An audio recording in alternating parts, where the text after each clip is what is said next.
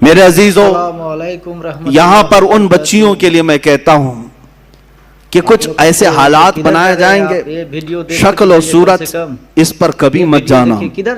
فرمایا گیا کہ ایک نوجوان کی شکل میں شیطان آتا ہے، ابلیس لعین ایک خوبصورت نوجوان کی شکل میں آتا ہے عورتوں کے پاس، اچھے بال، اچھا چہرہ، اچھے کپڑے، جو اپنی طرف موہ لے۔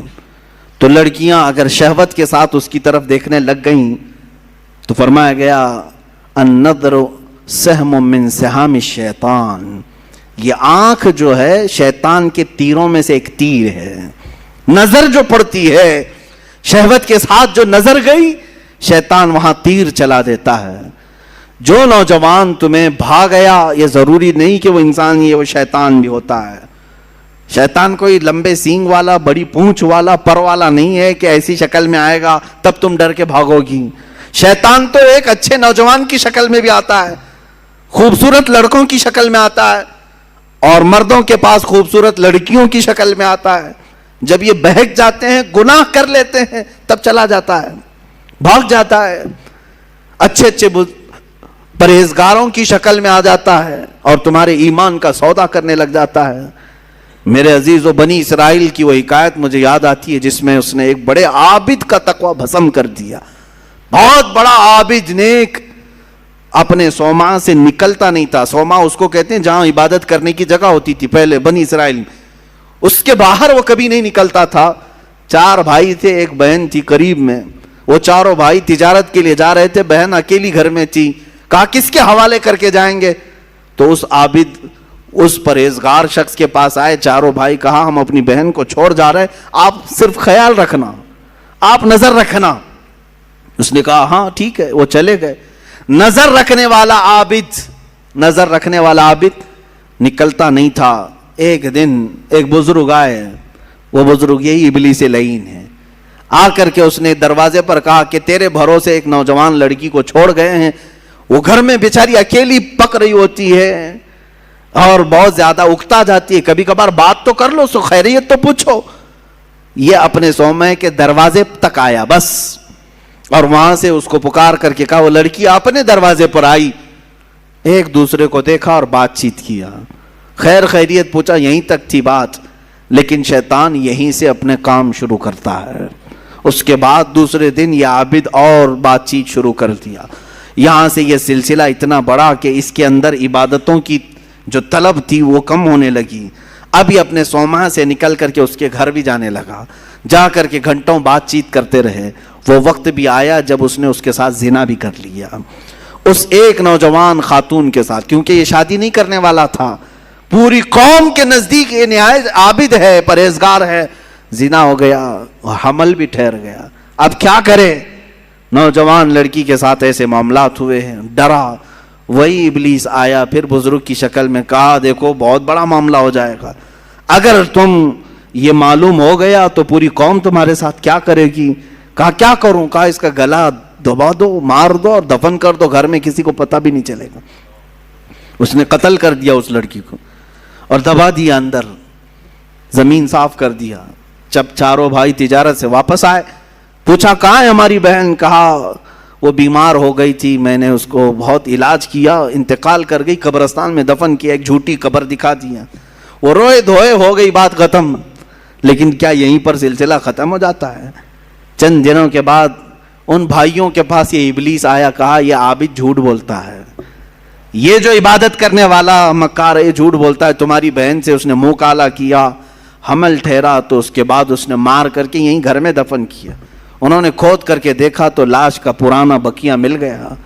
اب وہ واویلا مچا کہ باہر آنے کے بعد اس کو صومعہ سے باہر کھینچا گیا، اس کے کپڑے پھاڑے گئے، اس کے بال نوچے گئے، منہ کالا کیا گیا، پورا گاؤں ٹوٹ پڑا، اس کا صومعہ توڑ ڈالے، اور اس کے بعد پھر اس کو پھانسی پر چڑھایا گیا۔ پھانسی پر جب چڑھایا گیا تب پھر ابلیس آیا۔ ابلیس آیا، کہا کہ بہت بری حالت ہو گئی تمہاری، مجھے افسوس ہے، مجھے افسوس ہے، لیکن میں تجھے بچا سکتا ہوں، میں تجھے یہاں سے نکال سکتا ہوں، میرے پاس طاقت ہے۔ کہا کیا کرنا ہوگا بتا دے۔ اس ابلیس نے کہا بس تو یہ کہہ دے کہ تیرے لیے سجدہ جائز ہے، یعنی اپنے لیے کہا کہ تم مجھے یہ سمجھ لے کہ میں آزاد کروں گا تو تم مجھے سجدہ کرے گا. کہا ہاں بالکل کروں گا, سجدہ کروں گا. کفر کر دیا. اسی وقت اس کو پھانسی پر چڑھا دیا گیا. شیطان بھاگ گیا. جس کی ابتدا عبادتوں سے شروع ہوئی تھی, انہی نظروں کا دھوکہ تھا کہ کفر پر موت ہو گئی. یہ حکایت بھی موجود ہے. میں ان بچیوں سے بھی کہتا ہوں کہ تم اچھے گھروں کی ہوں گی, اچھے خاندانوں کی ہوگی. بہت ساری لڑکیاں یہ دلیل دینے لگ جاتی ہیں کہ ہم ان کو صحیح راستے پر لے کے آ جائیں گی, وہ مسلمان بن جائیں گے, فلاں ہو جائیں گے. تبلیغ کا اتنا ہی شوق ہے تو مجھ سے رابطہ کریں, بہت سارے میدان ہیں, میں بھیجوں گا تبلیغ کے لیے. صرف اور صرف کسی ایک لڑکے پر یہ اس طرح کے حالات. بسا اوقات ہم نے دیکھا ہے کہ تمہارا دین خطرے میں آ گیا اور کفر پر موت ہو گئی, کفر پر موت ہو گئی. ابھی چند مہینے پہلے, 6-7 مہینے پہلے کا ایک واقعہ گردش کر رہا ہے, اخبارات کی سرخی بھی بنا اور بہت سارے سوشل میڈیا پر یہ گردش بھی کرتی رہی بات. مدھیہ پردیش کے کسی علاقے کی ایک نوجوان لڑکی اپنے گھر چھوڑ کر بھاگی تھی اسی طرح سے, اور اس کے گھر گئی, سب کو چھوڑ دیا. 4 مہینے اس کے ساتھ نہیں گزارا. ایک دن اس نے صرف یہ کہا تھا کہ مجھے شام میں گھمانے کیوں نہیں لے جاتے. اسی بات پر جھگڑا شروع ہوا, یہاں تک پہنچا کہ اس غیر مسلم نے اس عورت کو گلا گھونٹ کے مار دیا. لڑکی مسلمان تھی, گھر واپس آ نہیں سکتی تھی, مر گئی. اور رو دھو کر کے گھر والوں نے کہا کہ بیمار ہو گئی تھی, ہم نے وہی واقعہ ہوا. لیکن پولیس کو بعد میں شک ہوا, تفتیش شروع کی, 3rd ڈگری لگایا تو سب بول دیا. کہا کہ ایسا ایسا ہوا تھا اور میں نے مار دیا ہے, میں نے مار دیا ہے. عزیزان گرامی, پوسٹ مارٹم آنے کے بعد پتہ چلا 2 مہینے کے بعد کہ اس لڑکی کو انہوں نے اس طرح سے مار دیا تھا. میں ان بچیوں سے کہتا ہوں جو اپنے گھروں کی عزت کو لے کر کے نکل جاتی ہیں. آج میں اسی بات کی طرف آنا چاہتا تھا. آؤ تمہیں میں مثالی خواتین کی وہ زندگیاں بتاؤں جن کے اوپر مکہ والوں نے مظالم کے پہاڑ ڈھا دیے. کیا نہیں کیا. اس سیدہ سمیہ کو لاکھوں سلام, جن کو گھر سے گرفتار کر کے مکہ کے کافروں نے بیچ بازار میں لایا اور گھوڑے کی ٹانگوں سے باندھ دیا. کہا سمیہ چھوڑ دے اپنے دین کو. اگر خواہشات ان عورتوں کے دلوں میں بھی ہوتی تو چھوڑ دیتی. مکہ کے بڑے بڑے رئیس ان کو اپنانے کے لیے تیار تھے, بڑے بڑے پیسے والے اپنے لیے اپنے گھر کو ان کو بلانے کے لیے تیار تھے. سیدہ سمیہ اس وقت بھی احد احد کہتی رہی, میرا اللہ ایک ہے, میرا اللہ ایک ہے, اس کے علاوہ میں کسی بات کا اقرار نہیں کروں گی. ان کو اتنا مارا سیدہ سمیہ کو. ابو جہل خبیث مردود نے ان کی شرمگاہ پر نیزہ مار کر کے انہیں شہید کیا. تمہیں معلوم ہے پوری اسلام کی تاریخ اٹھا کر کے دیکھنا, اسلام میں سب سے پہلے شہید ہونے والی اگر کوئی ہے تو سیدہ سمیہ ہے.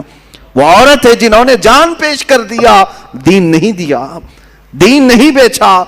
حضرت فقیہہ, حضرت نہدیہ, حضرت زنیرہ, یہ وہ صحابیات ہیں جو باندیاں تھیں یا غلام تھیں لیکن بہت ماری گئی ہیں, بہت تکلیف اٹھائی گئی. اب تک تم حضرت بلال حبشی کا ہی سنتے رہے نا, حضرت خباب کا سنتے رہے, حضرت نہدیہ کا سنو, حضرت زنیرہ کا سنو, حضرت فقیہہ. ایک ایسی صحابیاں ہیں جن کو خود حضرت عمر مارتے تھے ایمان لانے سے پہلے, اتنا مارتے تھے کہ تھک جاتے تھے اور بیٹھ کر کے کہتے کہ میں تجھے اس لیے نہیں چھوڑا ہوں کہ تجھ پر رحم آ گیا, اس لیے چھوڑا ہوں کہ میں تھک گیا ہوں. حضرت فقیہہ اس وقت بھی کہتی, عمر اگر تو ایمان نہیں لائے گا تو پھر تجھے ہر مار کے بدلے اللہ کی بارگاہ میں جواب دینا پڑے گا, اور اگر تو ایمان لے آتا ہے تو یہ مجھ پر جتنے مار مارا ہے سب معاف ہو جائیں گے. اس وقت کہتی تھی حضرت فقیہہ, کون عورت ہے جو مار کھانے کے بعد یہ کہے کہ تو ایمان لے آ جا, کون ہے؟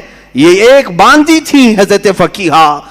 حضرت زنیرہ ایک صحابیہ ایسی ہیں مکہ کی, انہوں نے حضور پاک صلی اللہ تعالیٰ علیہ وسلم پر ایمان لانے کے بعد مکہ والوں نے اتنے تانے دیے ان کو, اتنے تانے دیے. ایک وقت ایسا بھی آیا کہ بیمار ہو کر کے ان کی آنکھیں چلی گئیں. اب تانے دینے والوں کو اور بڑا موقع ملا, اور بڑا موقع ملا. پورے مکہ والے یہ کہنے لگے, زنیرہ دیکھو لات و حبل اور عزا جو ہمارے خدا ہیں, انہوں نے تجھے وہ کیا کہتے ہیں شناپ دے دیا, یہ لوگ کہتے ہیں شراب دے دیا. جس طرح سے بھی کہتے ہیں کہ بددعا لگ گئی ہمارے خداؤں کی تجھے، تیری آنکھیں چلی گئی. حضرت زنیرہ ٹس سے مس نہیں ہوئی، مسکراتی تھیں اور کہتی تھیں میری آنکھیں جس نے دیا تھا اس نے لیا، تمہارے خداؤں کو تو اپنے آس پاس کی بھی خبر نہیں ہوتی، ان کی خود کی آنکھیں نہیں دکھتی، وہ میری آنکھیں کیا لیں گے. دوسرے عورتیں بہت جلدی ان باتوں کی طرف آ جاتی ہیں، ارے کہیں ایسا تو نہیں ہے کہ حقیقت میں جو کہہ رہے ہیں کہ فلاں کی بددعا لگ گئی، اب شگن ہو گیا، فلاں ہو گیا. ان کی آنکھیں چلی گئی تھی تب بھی وہ ایمان پر قائم تھی. یہاں بچے رونے لگ جائیں، 3-4 دن ستانے لگ جائیں تو آ جاتے ہیں. کہا کہ حضرت ہم نے سنا ہے کہ اس کا نام کوئی سخت ہو گیا ہے، اس کی وجہ سے یہ ایسا ستا رہا ہے، پریشان کر رہا ہے. پوچھا نام کیا ہے؟ کہا حسین ہے. کوئی سخت نام ہے؟ وہ عورتیں بھی آئی جنہوں نے اپنی بچیوں کا نام زینب رکھا. کہا حضرت نام کا تو کچھ اثر نہیں ہو رہا ہے. معاذ اللہ رب العالمین، اسلامی نام رکھے ہو، انت وشواس کہاں سے تمہارے اندر آیا ہے؟ ہاں برے نام اگر رکھے ہو تو پھر بدلو، لیکن اسلامی نام اگر ہیں تو بیماریاں تو آتی جاتی رہتی ہیں. ناموں سے بیماری اگر آنی ہوتی، ناموں سے ہی جانی ہوتی تو شاید ساری دنیا والے ایک ہی نام رکھتے. آج ایک ہی نام رکھتے کہ ہاں جو صاف ستھرا ہو، جس نام سے کبھی بیماری نہیں آتی، سارے لوگ وہی نام رکھتے. ایسا نہیں ہے. یہ اس طرح کی اندھی عقیدتیں جو داخل کی گئی. حضرت زنیرہ یہ صحابیہ سے ہمیں ملتا، آنکھیں چلی گئی تب بھی وہ ایمان پر اس طرح قائم تھی اور کہتی مجھے ایمان لانے کی وجہ سے آنکھیں نہیں گئی ہیں، تمہارے خداؤں کو آس پاس کا ہوش نہیں ہوتا، وہ میری آنکھیں کیا لیں گے. حضرت ام شریک ایک صحابیہ ایسی ہیں، مکہ والوں نے، ان کے خاندان والوں نے، ان کے ددیال ننیحال دونوں خاندانوں نے مل کر کے کیا کیا جانتے ہیں؟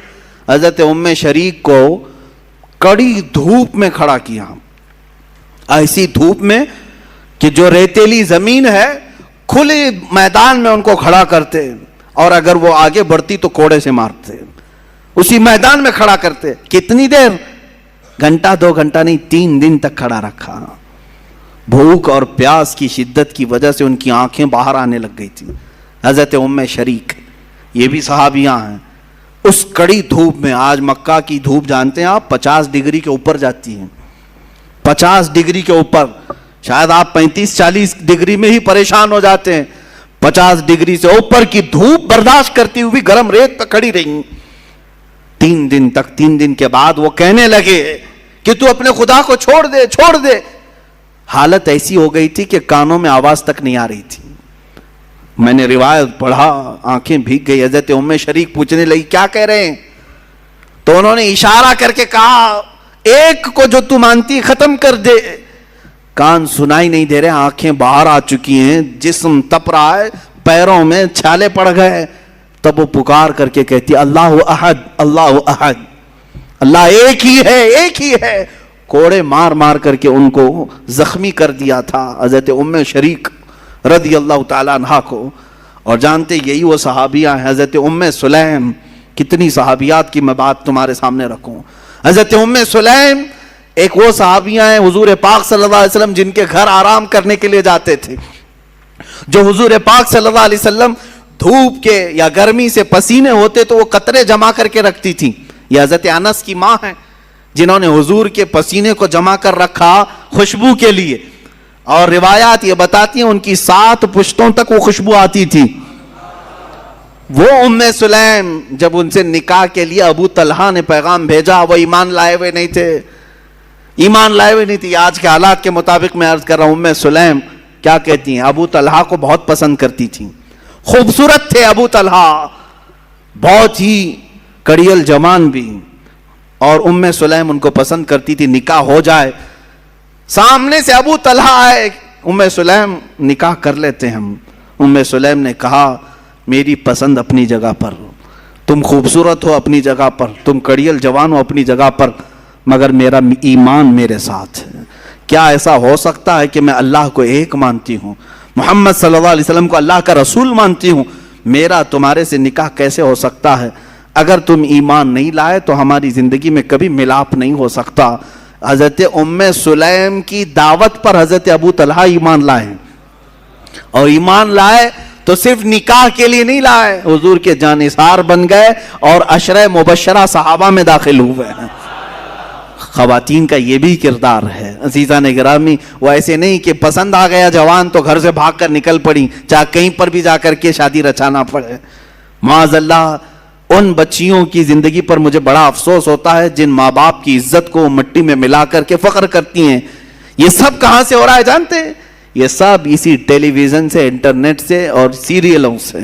آج پوری دنیا ملا کر کے ایسی چیزیں دکھانا چاہ رہی ہے۔ مجھے کل ہی ہماری ایک خاتون نے یہ کہا تھا، بتایا تھا کہ سب سے زیادہ ابھی فی الحال عورتیں پاکستانی سیریل اور وہاں کے ٹیلی ویژن سے نشر ہونے والی فلموں وغیرہ کو دیکھتی ہیں۔ مجھے اس کی خبر نہیں تھی، لیکن اگر اس طرح کا ماحول وہاں سے پیش کیا جا رہا ہے تو میں تو کہتا ہوں کہ ان تمام چیزوں پر بندش لگانی چاہیے۔